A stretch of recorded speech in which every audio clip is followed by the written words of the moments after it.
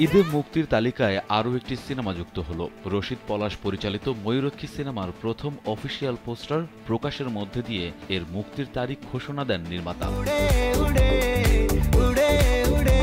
সিনেমার পোস্টার প্রশংসিত হলেও এর গল্প নিয়ে রয়েছে বিতর্ক। সূত্রের খবর, চিত্রনায়িকা শিমলার ব্যক্তিগত জীবনের গল্পই তুলে ধরা হবে ময়ূরাক্ষীতে, যেখানে দেখানো হবে 2018 সালের 3 মার্চ নারায়ণগঞ্জের পলাশ আহমেদ নামের এক যুবকের সঙ্গে বিবাহ বন্ধনে আবদ্ধ হন এ নায়িকা। একই বছরের 6 নভেম্বর 10 মাসের মধ্যে তাদের বিবাহ বিচ্ছেদ ঘটে। যমুনা ইস্তি, the goodness of purified air. আমার বাসায় এনেছি যমুনা ইস্তি, আপনি কিনছেন তো?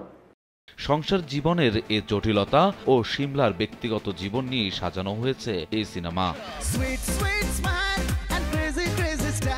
আরও জানা যায়, নির্মাতা পলাশ ও শিমলার স্বামী পলাশ আহমেদ দুজনই ভালো বন্ধু। গল্পে নির্মাতাকে শিমলার স্বামী সহযোগিতা করেছিলেন। এ বিষয়ে শিমলা একবার মুখ খুলেছিলেন, পরে অবশ্য চুপ হয়ে যান। সিনেমায় শিমলার চরিত্রে অভিনয় করছেন চিত্রনায়িকা ইয়ামিন হক ববি।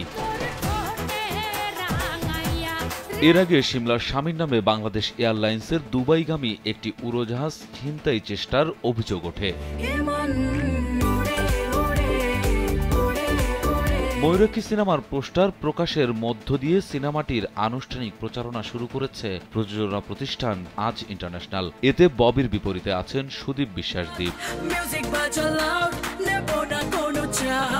রাজু আহমেদ, কালবেলা।